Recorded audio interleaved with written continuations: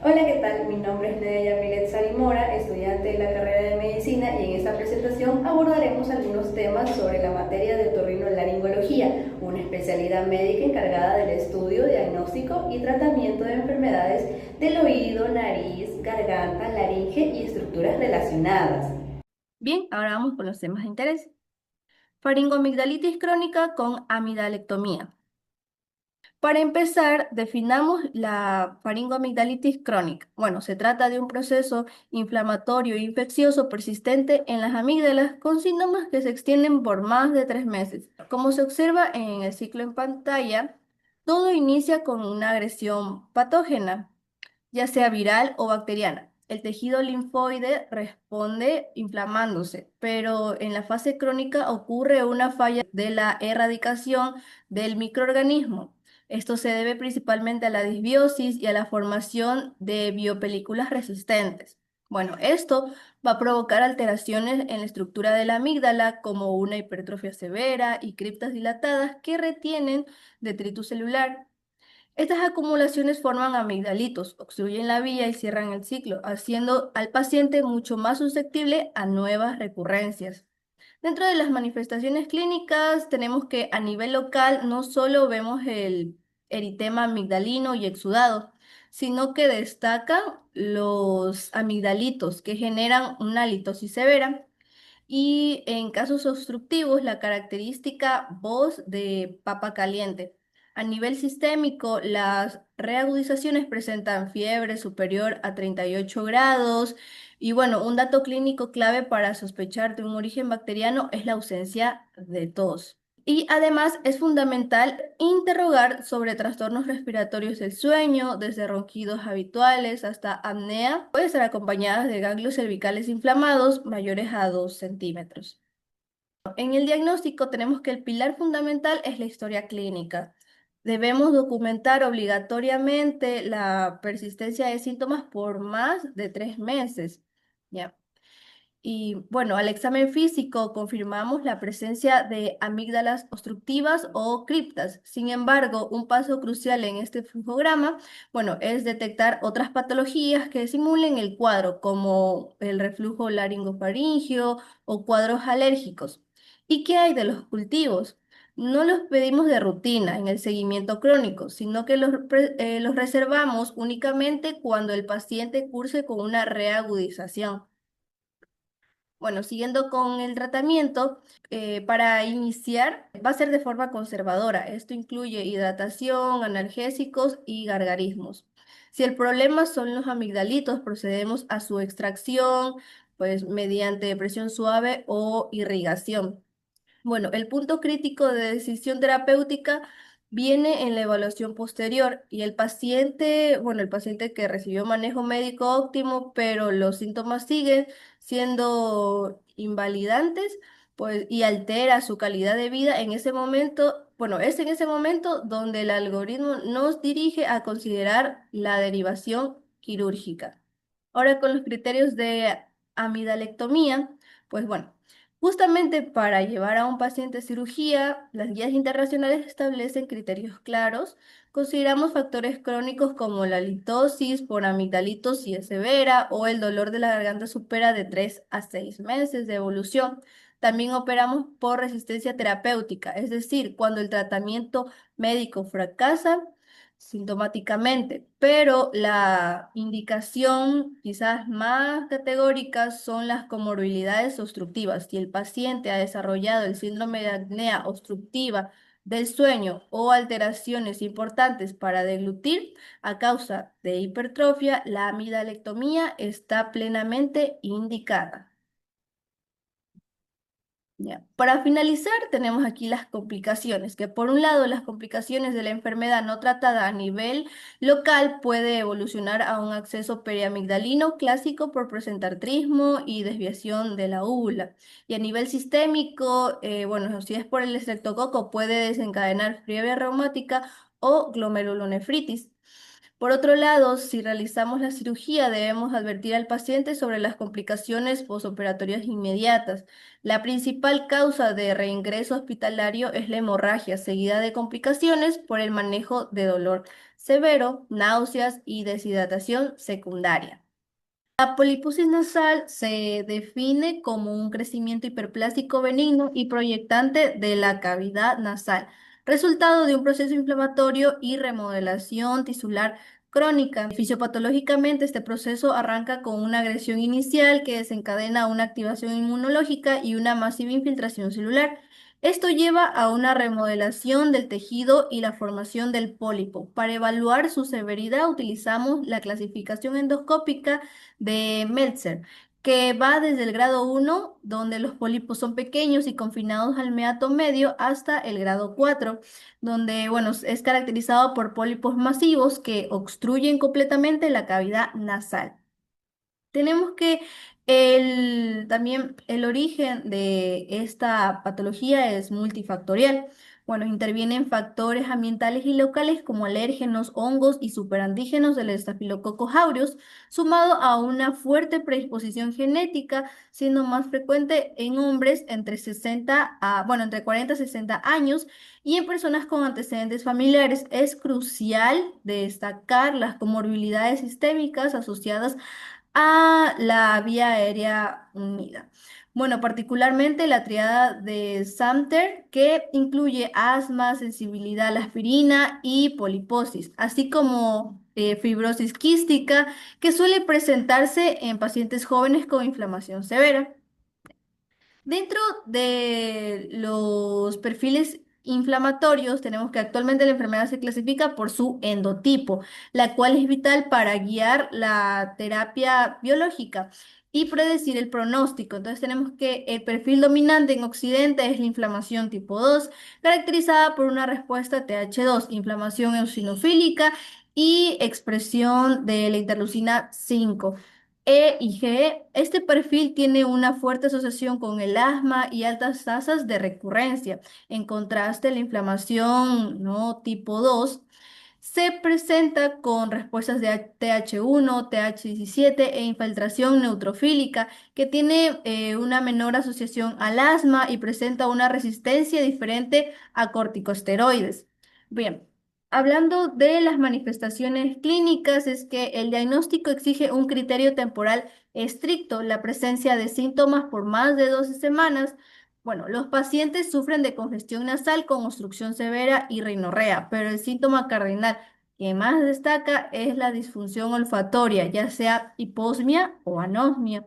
Y estos se suman síntomas secundarios como dolor y presión facial, los cuales generan un profundo impacto en la calidad de vida, provocando trastornos del sueño y fatiga crónica.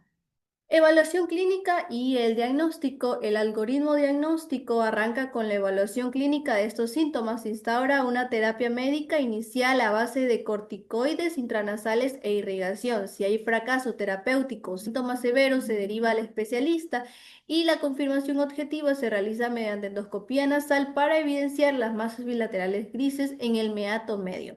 La tomografía computarizada se reserva para evaluar la opacificación, extensión de la enfermedad y realizar un mapeo quirúrgico. Tenemos el diagnóstico diferencial, que es mandatorio diferenciar la poliposis inflamatoria benigna, que es bilateral, móvil, lisa y responde a los corticoides.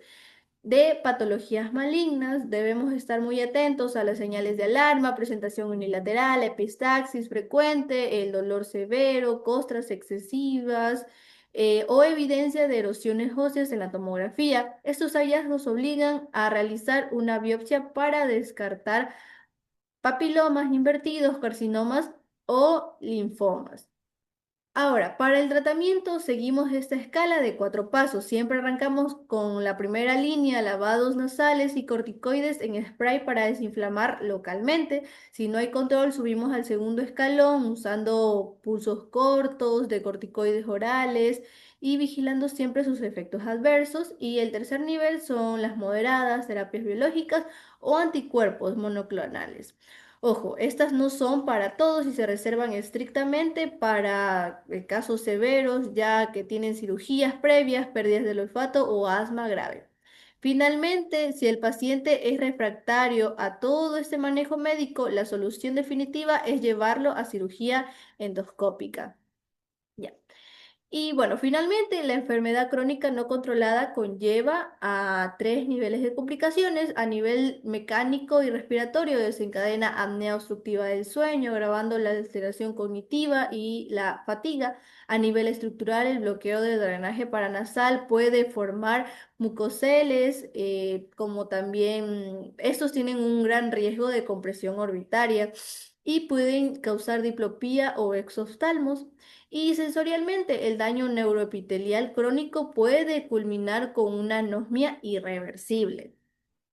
Ahora con el tema de otitis media aguda. Para empezar, la otitis media aguda es una infección e inflamación rápida del oído medio, la cavidad ubicada justo detrás de la membrana timpánica. Fisiopatológicamente, este proceso casi siempre inicia con la infección viral respiratoria previa que causa edema en la mucosa de la nasofaringe y la trompa de Eustaquio. Esto provoca la obstrucción de la trompa de Eustaquio generando una presión negativa que aspira las secreciones hacia el oído medio. Esta acumulación de líquido permite la colonización por patógenos, evolucionando a una franca supuración que finalmente abomba y enrojece la membrana timpánica. Bueno, los responsables de más del 95% de los casos son bacterias, Haemophilus influenzae, no tipificable, Moraxella catarrhalis, los cuales pueden actuar en coinfección sinérgica con virus como el virus sincitial respiratorio o el rinovirus. Dentro de los factores de riesgo tenemos que la incidencia de esta enfermedad alcanza su pico máximo entre los 6 a 24 meses de edad. Bueno, se debe a múltiples factores de riesgo que interactúan entre sí. En lo ambiental y social destaca la asistencia a guarderías y la exposición pasiva al humo del tabaco. En lo conductual, la falta de lactancia materna exclusiva y la alimentación con biberón en posición supina son determinantes mayores. Y bueno, esto se suma también a factores inmunológicos como las infecciones respiratorias previas o alergias que tenga el paciente y a factores anatómicos propios de la edad o condiciones como el paladar hendido. Dentro de las manifestaciones clínicas tenemos que se presentan signos locales y sistémicos. A nivel local, el síntoma principal es la otalgia, que en niños pequeños no verbales se manifiesta frotándose o jalándose la oreja y pueden presentar otorrea si ocurre una perforación timpánica. Y a nivel sistémico y general, pues la infección suele acompañarse de fiebre en 2/3 de los pacientes y una marcada irritabilidad y alteración del sueño, rechazo al alimento y en ocasiones síntomas gastrointestinales como vómito o diarrea.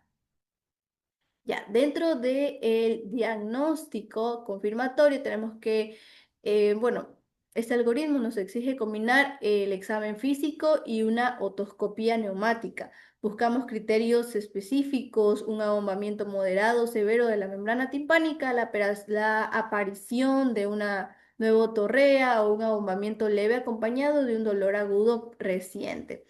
El paso crítico en este diagrama, pues, de decisión es confirmar la existencia del drenaje en el oído medio mediante la movilidad disminuida de una otoscopía. Si confirmamos que el derrame con estos signos tenemos el diagnóstico y si no hay evidencia de derrame, debemos descartar la otitis media aguda.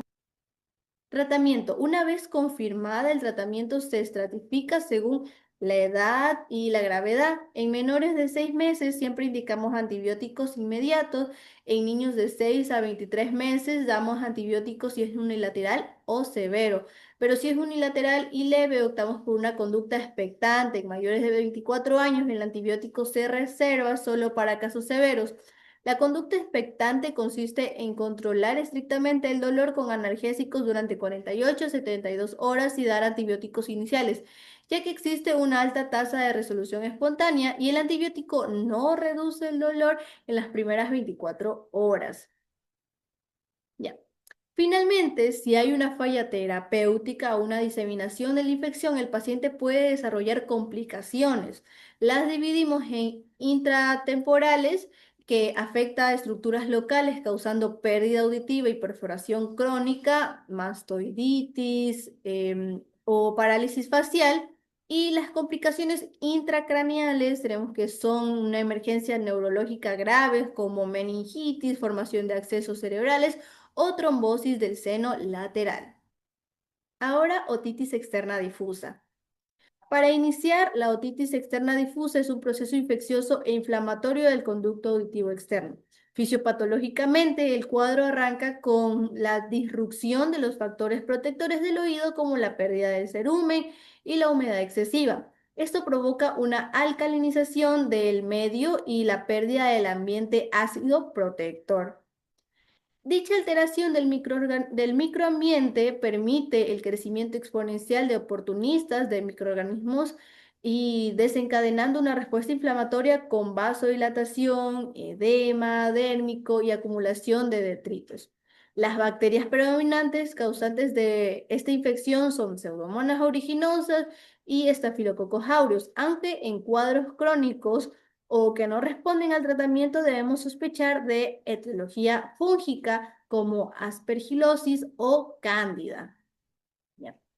Bueno, dentro de los factores de riesgo tenemos que el desarrollo de esta enfermedad depende de múltiples factores. Los factores ambientales son clásicos, destacando la natación frecuente, que aumenta el riesgo 5 veces, y la alta humedad.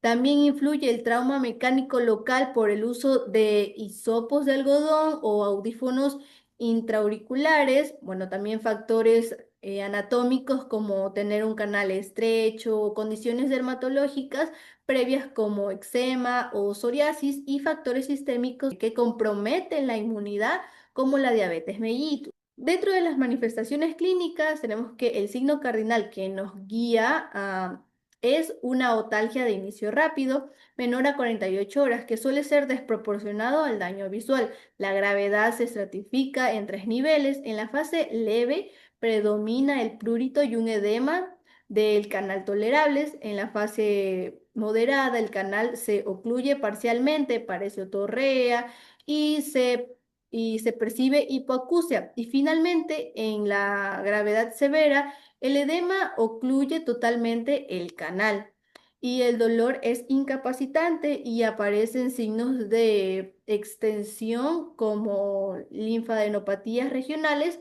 y fiebre. Bien, con el diagnóstico es inminentemente clínico y no requiere un cultivo de rutina. Frente a un paciente con otalgia y edema, el algoritmo nos indica descartar primero signos graves de diseminación. Y si el paciente está estable, pues el punto clave es la otoscopía neumática.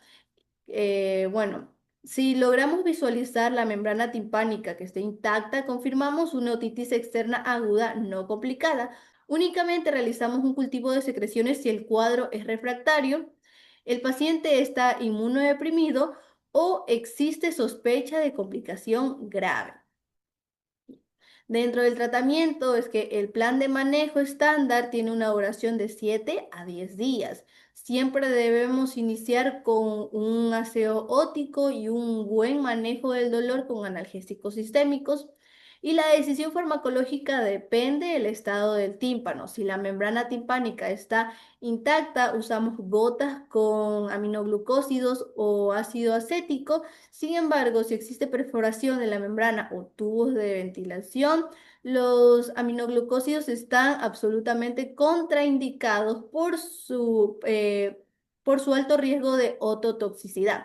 Y en estos casos se usa exclusivamente quinolonas tópicas como el ciprofloxacino, y si el edema obstructivo es severo, colocamos una mecha óptica para asegurar que las gotas penetren correctamente. Finalmente, si el cuadro no se resuelve y el paciente puede desarrollar complicaciones a nivel local y crónico, la inflamación repetitiva lleva a estenosis del canal e hipoacusia, y si la infección avanza, produce extensión regional en forma de celulitis o la pericondritis. Y la emergencia médica que debemos evitar es la otitis externa maligna o necrotizante, una infección invasiva por pseudomonas que destruye el hueso temporal y paraliza el nervio facial, típica en pacientes diabéticos, y exige un ingreso hospitalario para terapia intravenosa. Faringoamigdalitis complicada. Para comenzar, la faringoamigdalitis complicada engloba un grupo de infecciones profundas del cuello que surgen como un foco infeccioso primario. Como una amigdalitis aguda sobrepasa las barreras anatómicas locales, si observamos el esquema fisiopatológico, el proceso inicia cuando la infección invade la mucosa y los ganglios, diseminándose por los planos faciales en forma de celulitis. Con el progreso del cuadro, esto causa necrosis tisular y forma un acceso purulento. Y bueno, cuyo principal peligro es el efecto de masa que desplaza estructuras anatómicas vitales de la vía aérea. En cuanto a los agentes causales, esta infección suele ser polimicrobiana, en donde encontramos bacterias gram positivas, bacilos gram negativos y bacterias anaerobias estrictas, donde destaca fuertemente el Fusobacterium necroporum, que es el patógeno eje del peligroso síndrome de Limier. Dentro de las complicaciones, antes de detallar la clínica, el diagrama radial en pantalla nos muestra por qué estas infecciones son verdaderamente emergencias médicas. Su propagación no controlada amenaza directamente la vía aérea mediante un edema laringio, pudiendo causar asfixia mecánica. A nivel vascular, la inflamación puede erosionar la arteria carótida o causar una tromboflebitis séptica en la vena yugular interna, una condición crítica conocida como síndrome de Lemierre. Y además, si el pus desciende por los espacios faciales hacia el tórax, puede generar una mediastinitis necrotizante y a nivel sistémico evolucionar rápidamente a un shock séptico. Manifestaciones clínicas. Bueno, clínicamente los signos dependen del espacio anatómico afectado. El acceso periamigdalino es el más frecuente y se caracteriza por la infección de los músculos masticatorios, lo que provoca un trismo severo, desviación de la úvula y la clásica voz gangosa o de papa caliente. Bueno, por otro lado, el acceso retrofaringio predomina en niños menores de 5 años debido a la presencia de ganglios en esta zona. Estos pacientes típicamente se niegan a extender el cuello y presentan un abombamiento visible en la pared faríngea posterior. Finalmente, el acceso parafaringio suele evidenciarse con hinchazón externa en el ángulo de la mandíbula y también puede llegar a comprometer pares craneales. Bueno, todos ellos comparten un riesgo anatómico crítico, la propensión a propagarse a espacios peligrosos, facilitando su descenso al tórax. En el abordaje diagnóstico, el flujograma marca una regla de oro insustituible. La primera decisión médica siempre es evaluar si existe compromiso de la vía aérea para asegurarla, y de inmediato mediante intubación o traqueotomía. Si el paciente está estable, nos apoyamos en marcadores de laboratorio predictivos. Estudios han demostrado que la elevación conjunta de leucocitos, proteína C reactiva y la velocidad de sedimentación globular tiene un alto valor para predecir si el paciente requerirá drenaje quirúrgico. Y en imagenología, aunque la ecografía es muy útil para accesos superficiales, la tomografía computarizada con contraste intravenoso es el estándar de oro. Y bueno, en esta imagen nos permite mapear la anatomía exacta y diferenciar objetivamente una celulitis de un acceso franco. El manejo terapéutico se divide en tres estrategias. La primera fase es el manejo empírico inmediato con hidratación intravenosa y antibiótico terapia de amplio espectro.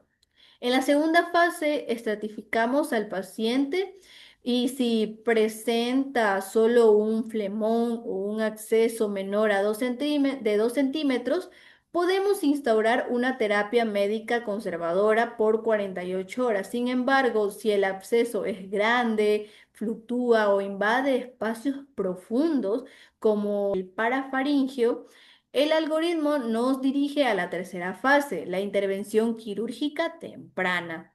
Las opciones van desde una aspiración con aguja en casos periamigdalinos simples hasta drenajes transcervicales abiertos para infecciones extensas. Bueno, el paso final unificador en cualquier cirugía será cultivar el material purulento para desencalar y dirigir la terapia antibiótica de forma precisa. Rinitis alérgica. Para iniciar, la rinitis alérgica se define como un trastorno inflamatorio crónico de la mucosa nasal, provocando una respuesta inmunológica exagerada, mediada por anticuerpos IgE al inhalar ciertos alérgenos. Esta condición va mucho más allá de un simple resfriado y afecta severamente al día a día de los pacientes. Si seguimos el flujograma de su fisiopatología, vemos que todo se detona con la exposición al antígeno en un paciente previamente sensibilizado. Esto desencadena una fase temprana casi inmediata. La IgE se une a los mastocitos causando una degranulación masiva. La liberación de histamina y leucotrienos provoca los primeros síntomas agudos como prurito, estornudos y rinorrea. Sin embargo, unas 4 a 6 horas después entra la fase tardía. La liberación de citocinas recluta eosinófilos y linfocitos, lo que mantiene el edema de la mucosa y genera esa congestión e hiperreactividad nasal persistente. Susceptibilidad y desencadenantes. Ahora, ¿por qué unos pacientes se enferman y otros no? Bueno, tenemos que existe una susceptibilidad basal. Factores como tener historia familiar de atopía, ser niño o tener IgE elevada tempranamente aumenta el riesgo. Por el contrario, factores ambientales protectores tempranos como el efecto granja lo reducen. Cuando esta susceptibilidad choca con desencadenantes ambientales como polen o ácaros o irritantes específicos como el humo, la enfermedad estalla. Ahora, con las manifestaciones clínicas, el paciente presenta alteraciones muy visuales que van más allá de la congestión y los estornudos en salva.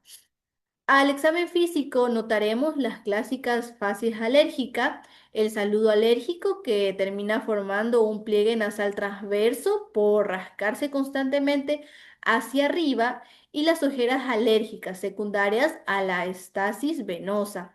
Si realizamos una rinoscopía, bueno, a diferencia de otras infecciones, veremos cornetes pálidos o azulados con un aspecto de empedrado. Bueno, acompañado a menudo de respiración oral y disfunción tubárica que causa plenitud en los oídos. El diagnóstico sigue un algoritmo muy claro. Iniciamos siempre con una historia clínica y examen físico. Si son compatibles, damos un tratamiento empírico inicial, usualmente con corticoides intranasales. Si el paciente responde, confirmamos el diagnóstico presuntivo y continuamos. Cuando no hay una respuesta o necesitamos una terapia dirigida muy específica, el algoritmo nos manda a pedir pruebas de alérgenos. Utilizamos la prueba cutánea como primera línea por su alta sensibilidad o la IgE sérica específica. Si hay contradicciones, confirmamos así la sensibilización del paciente. Con los fenotipos de rinitis, tenemos que una vez hecho el diagnóstico, bueno, esta tabla nos va a ayudar a clasificar el fenotipo. Es vital diferenciar la rinitis alérgica clásica que da un positivo a pruebas de IgE de la rinitis no alérgica o vasomotora que es negativa y se detona por irritantes, no por alérgenos. Y bueno, con esta claridad aplicamos la pirámide terapéutica.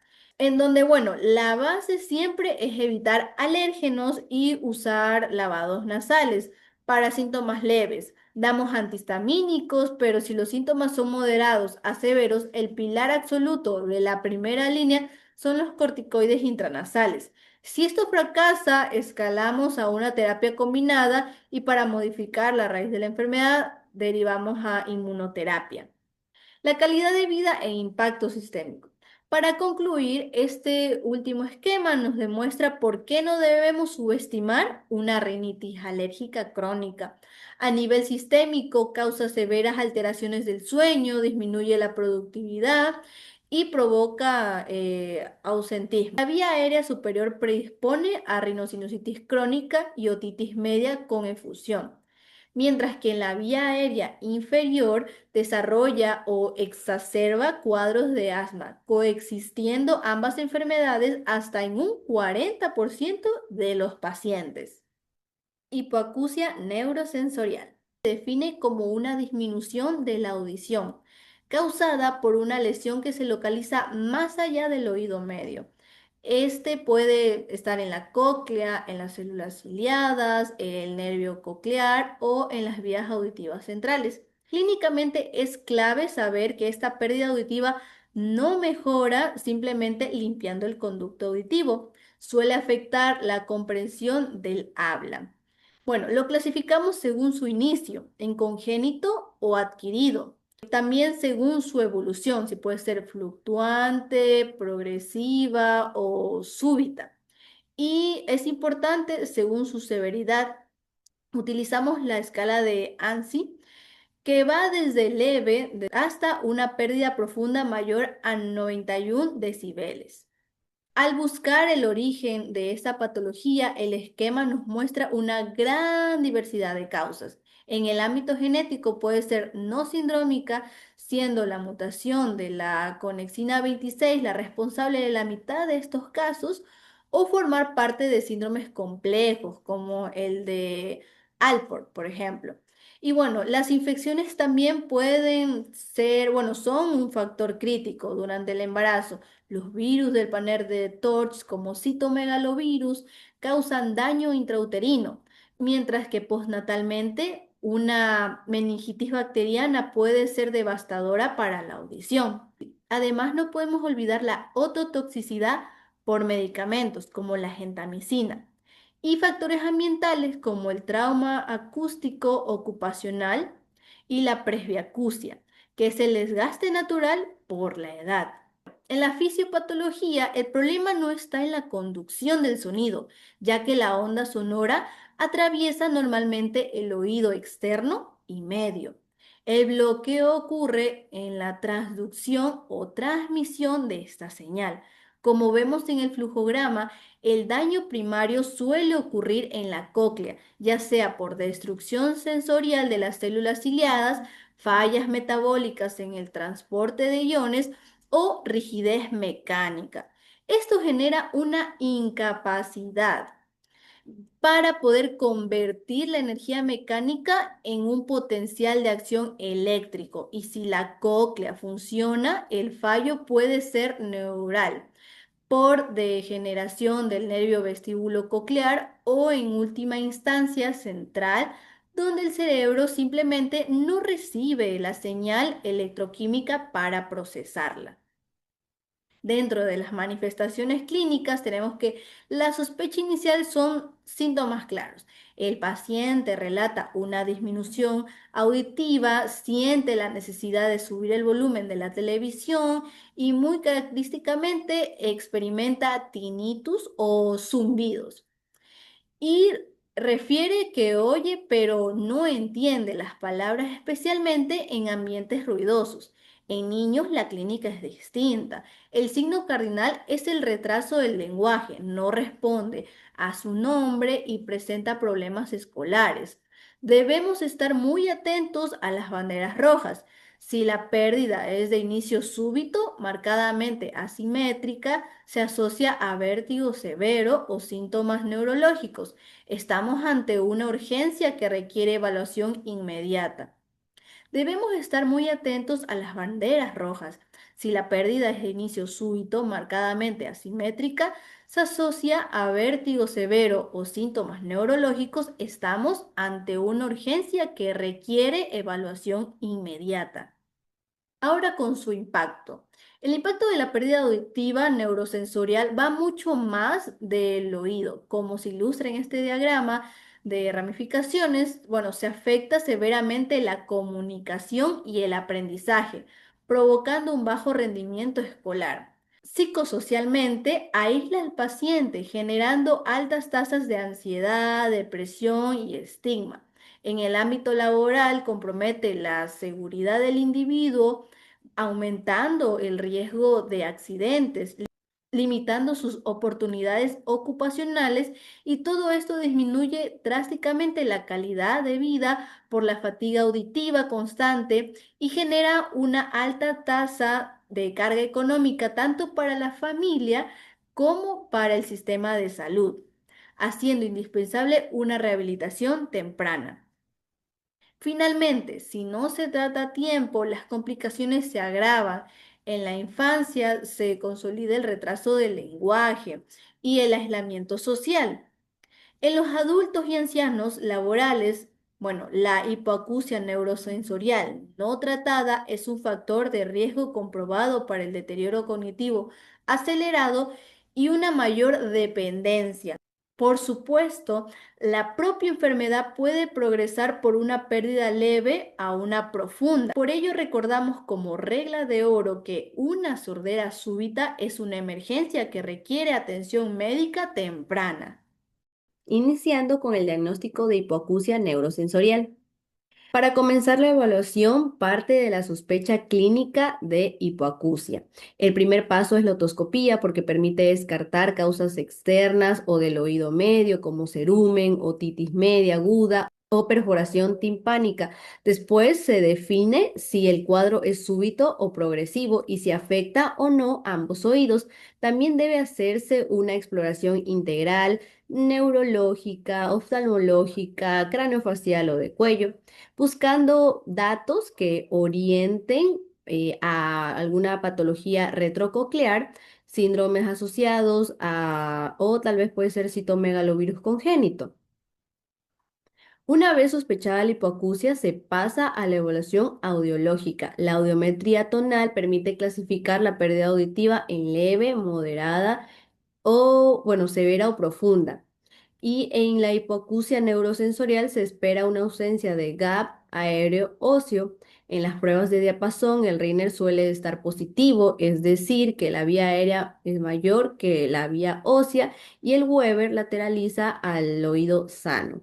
En niños o pacientes difíciles de evaluar, se usan pruebas objetivas como emisores otoacústicos o potenciales evocados. Con el tema de la imagen, pues la selección depende de lo que se necesite estudiar.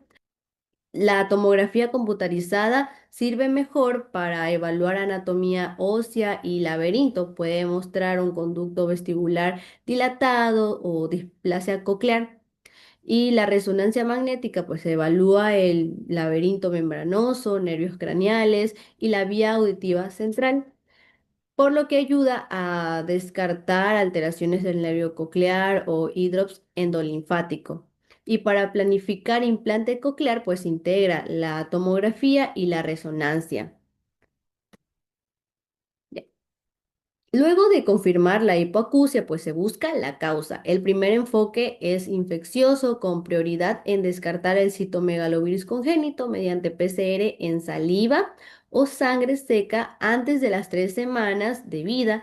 Y el segundo, pues, es genético, usando el panel multigenético o secuenciación, donde destacan la GJB2 con exina 26 y SLC26A4. El tercer enfoque es multisistémico, indicado si hay sospecha clínica o sindrómica, con pruebas como EKG, pues función renal y función tiroidea. Buscando el tratamiento y rehabilitación, el enfoque cambia. Ya no solo buscamos confirmar la pérdida auditiva, sino actuar a tiempo, identificar si es una urgencia, la valoración de recuperación y decidir si el paciente requiere audífonos o dispositivos no cocleares o implante coclear. Frente a una pérdida auditiva reportada, primero se realizan exámenes físicos y pruebas con diapasón. Se identifica una causa conductiva como cerumen o efusión y se trata esa causa externa. Si el patrón orienta a hipoacusia neurosensorial, se confirma con audiometría. Y en hipoacusia súbita, pues se considera importante una pérdida de al menos 30 decibeles en frecuencias consecutivas y con una ventana de atención temprana. Antes de llamar idiopática a una hipoacusia neurosensorial súbita, se debe descartar causas relevantes. Y bueno, se busca alguna patología retrococlear o si hay signos neurológicos focales, pues se piensa en isquemia y también se revisa bilateralidad, fluctuación, enfermedad autoinmune, Meniere, fármacos ototóxicos, ruido externo, trauma y tóxicos. Si no se identifica la causa, se clasifica como idiopático.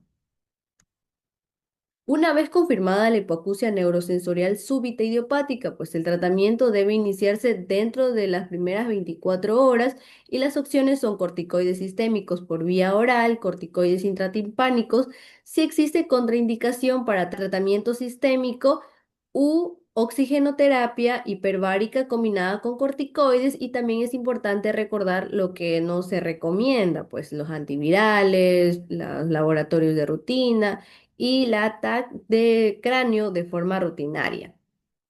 Si después del manejo inicial la recuperación auditiva es completa, el paciente pasa a seguimiento y si la recuperación es parcial o no ocurre, se plantea una terapia de rescate entre 2 y 6 semanas y las opciones son corticoides intratimpánicos mediante inyección y oxigenoterapia hiperbárica de rescate hasta un mes. Y debe considerar posibles efectos como vértigo transitorio, dolor o perforación timpánica. Y cuando la hipoacusia severa o profunda no se recupera, el siguiente paso es valorar el estado del nervio coclear mediante resonancia magnética y el nervio, si está deficiente o ausente, se consideran dispositivos no cocleares. Y si está intacto, pues se analiza la lateralidad y en hipoacusia unilateral se usan dispositivos Cross o de conducción ósea. Y en casos bilaterales o cuando se busca audición binaural, se deriva a implante coclear. Para decidir un implante coclear, pues el paciente debe tener una hipoacusia moderada o profunda o severa a profunda. La primera condición es que el beneficio con audífonos sea insuficiente. La segunda es tener una anatomía desfavorable y nervio funcional en la resonancia magnética y la tercera es evaluar la percepción del habla en silencio y en ruido. Y si cumple estos criterios, pasa a cirugía y luego activación del dispositivo. Después del implante, el tratamiento no termina con la cirugía. Durante el primer año se necesita rehabilitación y apoyo continuo. Participan el fonoaudiólogo para entrenamiento y percepción, el audiólogo para programación y mapeo, el otorrinolaringólogo para controles médicos y también psicólogo, trabajador social y grupos de apoyo de pacientes y familiares. Y la recuperación auditiva es un proceso acompañado. Para cerrar este bloque, pues se evalúan los resultados con cuestionarios de calidad de vida y pruebas de percepción y al terminar el tratamiento médico se realiza audiometría de control, seguimiento a los 6 meses y luego rehabilitación continua y el monitoreo puede ser anual durante unos 2 o 3 años o cada 6 o 12 meses si hay cambios. Ahora pasamos al tema de traqueostomía en pacientes en unidad de cuidados intensivos. Este procedimiento consiste en crear una apertura artificial en la tráquea para asegurar la ventilación, manejo de secreciones, protección de la vía aérea o resolver una obstrucción.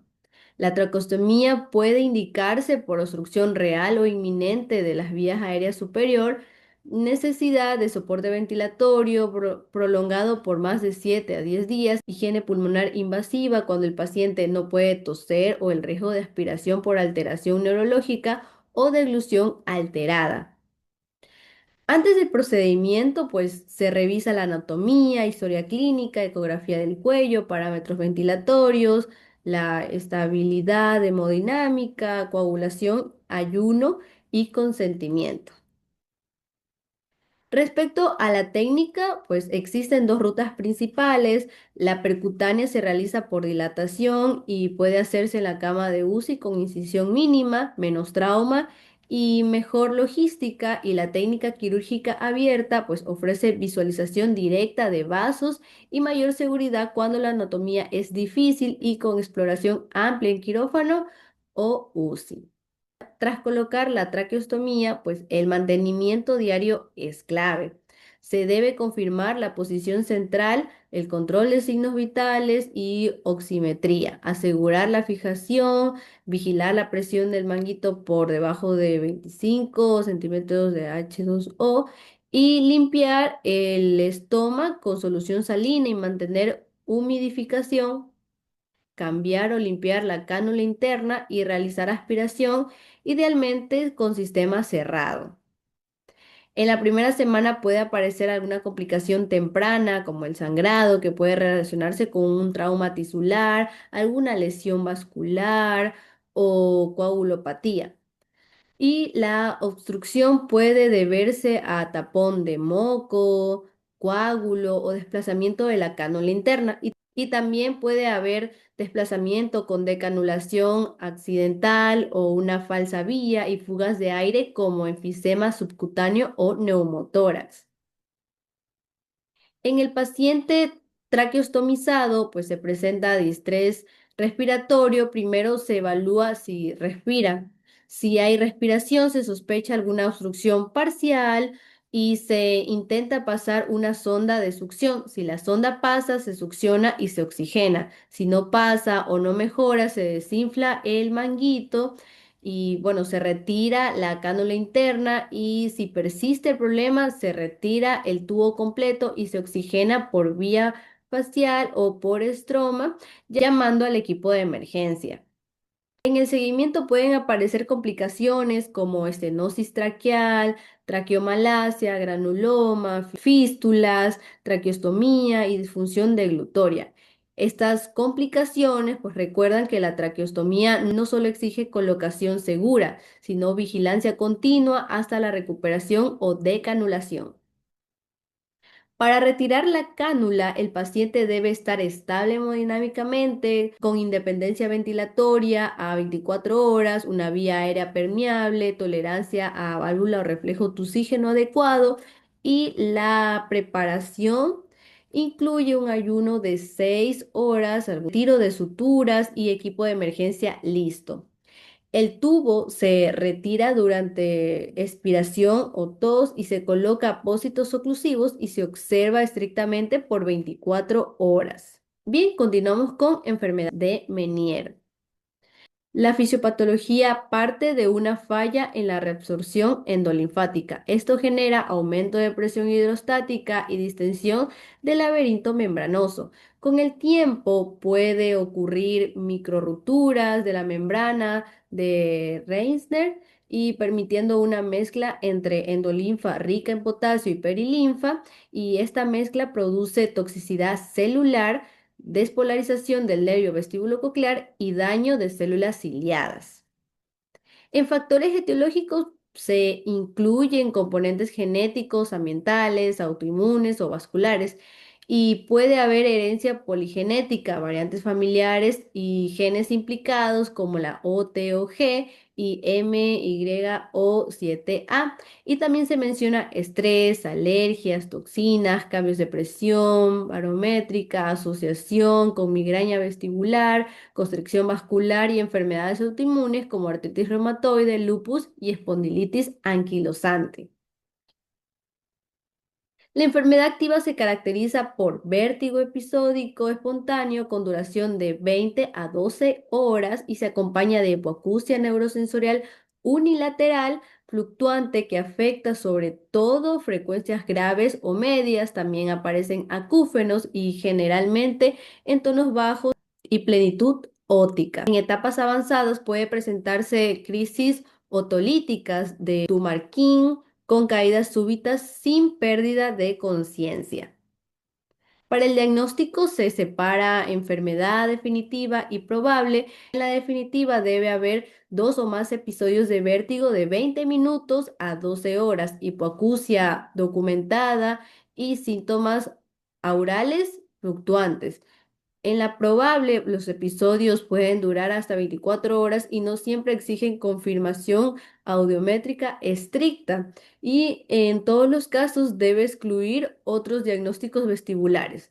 La audiometría documenta la pérdida neurosensorial y la resonancia magnética con gadolindo descarta schwannoma vestibular. El tratamiento se organiza en niveles.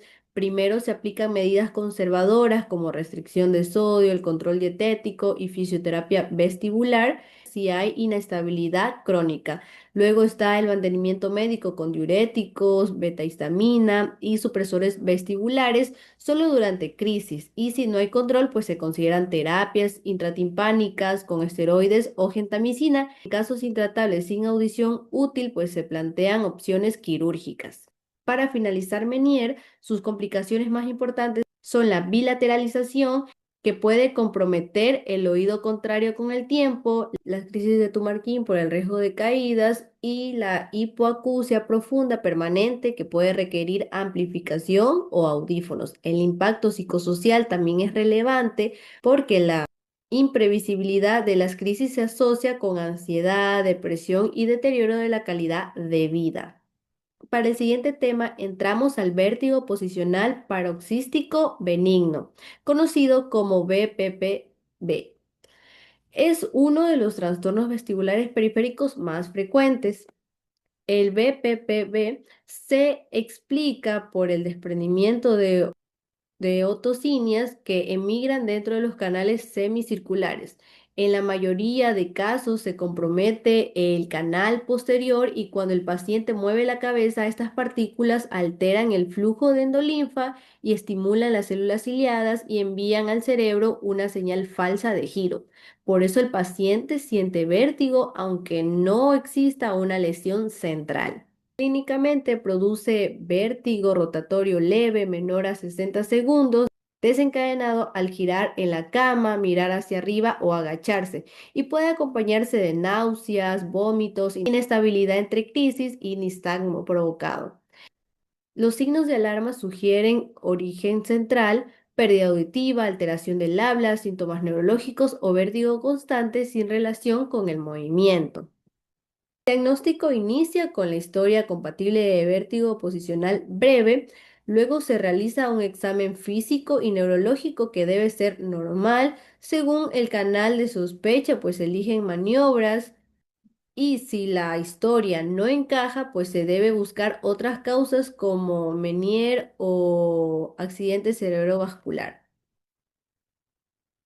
Con la maniobra de Dix-Hallpike, pues evalúa sobre todo el canal posterior y el paciente inicia sentado con la cabeza girada 45 grados hacia el oído evaluado y luego se acuesta rápidamente con extensión de cabeza y se observa el nistagmo. Para el canal posterior, realiza la prueba de balanceo supino. El paciente está en decúbito supino con la cabeza elevada y se gira la cabeza hacia cada lado y se compara la intensidad del nistagmo. Después de confirmar el BPPB, el tratamiento depende del canal comprometido. El canal posterior se usa maniobra de E-Play como primera línea y Semon como alternativa, y en el canal anterior se puede usar E-Play o Semon inversa, y en el canal horizontal se usan maniobras como Long Roll 360 grados para variante geotrópica o Buffoni para variante En esta parte se explican las maniobras y la de play inicia sentado con la cabeza girada hacia el lado afectado, luego se acuesta al paciente con la cabeza colgando, se gira hacia el lado sano, se rota el cuerpo y se vuelve lentamente a sentado. La maniobra de Semon pues usa movimientos rápidos laterales y el de long roll 360 grados rota progresivamente la cabeza y cuerpo hasta completar el giro. El BPPV, los supresores vestibulares no curan el problema. Su uso debe ser restringido a crisis severas con náuseas o vómitos y cuando las maniobras fallan o los síntomas son constantes o severos, se habla de BPPV refractario o intratable, que es raro y en estos casos extremos se consideran opciones como oclusión del canal posterior o laberintectomía.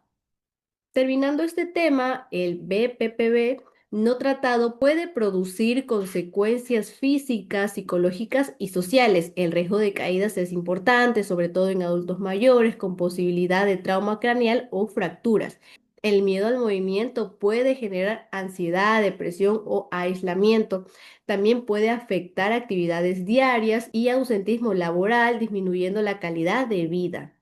Entramos ahora a otoesclerosis y timpanoesclerosis. Ambas pueden producir hipoacusia conductiva, pero no son lo mismo. Para entender la diferencia, la otoesclerosis se relaciona con remodelación ósea anormal que afecta la cápsula óptica, sobre todo la ventana oval y termina fijando la platina del estribo. La timpanoesclerosis, en cambio, es una degeneración hialina y calcificación que compromete la membrana timpánica y la mucosa del oído medio. Ambas bloquean la transmisión del sonido, pero por mecanismos distintos.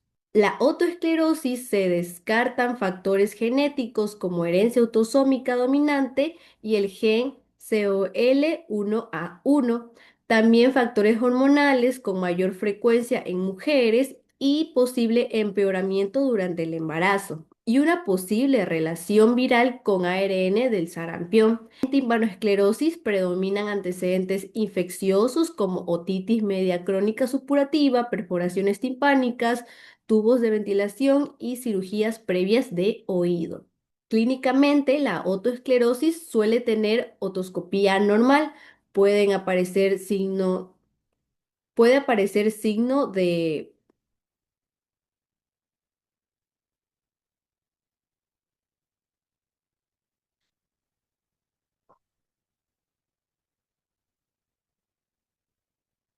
Puede aparecer el signo de Schwartz, visible como hiperemia en el promontorio en algunos casos y también paracusia de Willis, donde el paciente refiere escuchar mejor en ambientes ruidosos junto con tinnitus.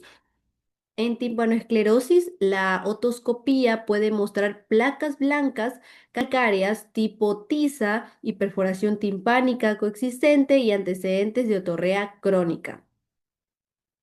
En el diagnóstico audiológico, la otoesclerosis puede mostrar hipoacusia conductiva progresiva, timpanograma tipo A o AS por baja complianza y la muesca de Carham, que es una caída en la vía ósea a 2000 decibeles. En timpanoesclerosis, la hipoacusia conductiva es variable según la extensión de las placas y el timpanograma puede ser AS por rigidez o tipo B si hay perforación. En tomografía, la autoesclerosis se asocia con focos hipodensos anteriores a la ventana oval, engrosamiento de la platina, del estribo y en casos cocleares avanzados el signo de doble halo. Y en la timpanoesclerosis se observan focos hiperdensos, calcificados en el oído medio, placas alrededor de la articulación, incudo malolear y calcificación del tendón del estapedio. Manejo no quirúrgico, la otoesclerosis puede considerarse como terapia farmacológica como bisfosfonatos o fluoruro de sodio con el objetivo de frenar la reabsorción ósea y estabilizar la fase activa. También se usan audífonos con buena respuesta y en timpanoesclerosis no existe tratamiento farmacológico para revertir las placas, por lo que puede optarse por observación si la audición es útil o rehabilitación con audífonos tradicionales o conducción ósea. Cuando se requiere cirugía en otoesclerosis, el abordaje puede ser por estapediotomía o estapedectomía. La acción principal es fenestrar la platina fija y reconstruir con prótesis para evitar el segmento esclerótico. En timpanoesclerosis se realiza timpanoplastia con exploración osicular, remoción cuidadosa de placas calcáreas y reconstrucción con injerto timpánico con o sin prótesis de reemplazo osicular. Los riesgos de la cirugía del oído medio dependen del procedimiento. Esta pedotomía puede aparecer hipoacusia neurosensorial profunda por daño coclear, lesión del nervio facial, vértigo posoperatorio o granuloma reparativo. Y en timpanoplastía puede ocurrir fijación osicular, falla del injerto timpánico o perforación y trauma osicular durante la remoción de placas. Finalmente abordamos laringotraqueitis aguda o CRUB. Este tema es pediátrico y se caracteriza por inflamación viral de vía aérea superior con compromiso de laringe, tráquea y bronquios, generando estridor y dificultad respiratoria variable. La faringotraqueitis aguda afecta principalmente a niños de 6 meses a 6 años, con un pico de entre 12 a 24 meses.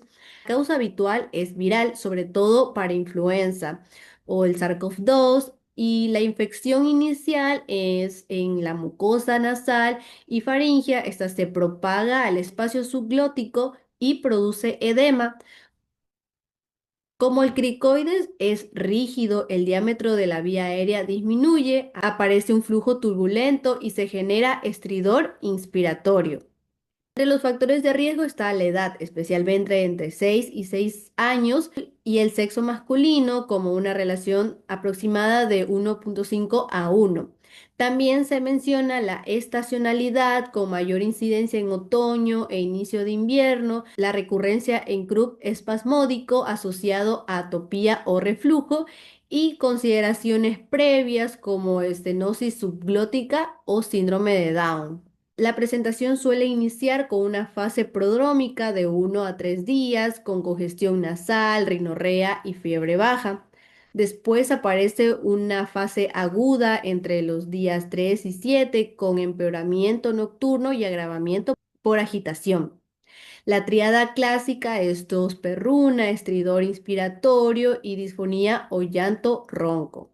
El diagnóstico es clínico. La regla de oro es manipular lo menos posible al niño y mantenerlo en brazos de los padres. Si hay signos atópicos de inicio súbito, babeo, apariencia tóxica o ausencia de tos, se debe pensar en diagnósticos diferenciales. No se recomiendan radiografías, laboratorios ni exámenes faringios. La gravedad se clasifica según estridor, tiraje, ventilación y conciencia. El CRUB leve tiene un estridor solo al agitarse, un tiraje ausente o leve y conciencia normal. El moderado presenta estridor en reposo, tiraje intercostal moderado, y el grave muestra un estridor marcado, un tiraje severo y somnolencia o agitación extrema. Si hay cianosis, hipoxia, letargo o esfuerzo pobre, se considera amenaza para la vida. El manejo general busca evitar que el niño se agite. Se debe evitar procedimientos dolorosos y permitir que permanezca con sus padres. El soporte ventilatorio incluye una postura cómoda y oxígeno solo si hay hipoxia. Para síntomas se usan antipiréticos y un ambiente tranquilo. No se deben usar antibióticos porque es viral ni antitusígenos por riesgo de sedación, y el vapor no tiene eficiencia comprobada. El CRUB con un estridor en reposo o tiraje leve o moderado se indica dexametasona oral a 0,15 miligramos por kilogramo. Si los síntomas mejoran, se mantiene observación y se valoran criterios de alta. Si persiste o empeora, se usa adrenalina nebulizada, la adrenalina de 1 a 1000 a 0,5 ml por kilogramo, máximo a 5 ml. La adrenalina, la observación debe ser de 3 a 4 horas por riesgo de rebote. En Croup grave, primero se pide ayuda y se traslada al área de reanimación. Luego se administra oxígeno al 100% si hay hipoxia y adrenalina nebulizada de 1 a 1000, repitiendo cada 30 minutos si es necesario, y se administra dexametasona 0,6 miligramos por kilogramo por vía oral, intravenosa o intramuscular si no tolera la vía oral. Si no mejora, se prepara intubación con un tubo de 0,5 milímetros más pequeño por el edema subglótico. Para dar de alta debe cumplirse todas las condiciones: ausencia de estridor, en reposo, color, saturación normal, una buena entrada de aire bilateral, tolerancia a líquidos por vía oral y más de 3 horas desde la última adrenalina. Si cumple todo, puede ir a casa con indicaciones estrictas para los padres. Las complicaciones incluyen traqueitis bacteriana secundaria, por ejemplo, por Staphylococcus aureus, que puede presentarse con fiebre alta, súbita y mala respuesta a adrenalina. También puede haber falla respiratoria por agotamiento severo, neumonía bacteriana secundaria, un edema pulmonar posobstructivo, deshidratación por dificultad para tragar y otitis media asociada. Y con esto finalizamos la presentación de los temas de otorrinolaringología. Espero que la información haya sido muy clara y útil para reforzar el aprendizaje de estas patologías. Muchas gracias por su atención. Hasta la próxima.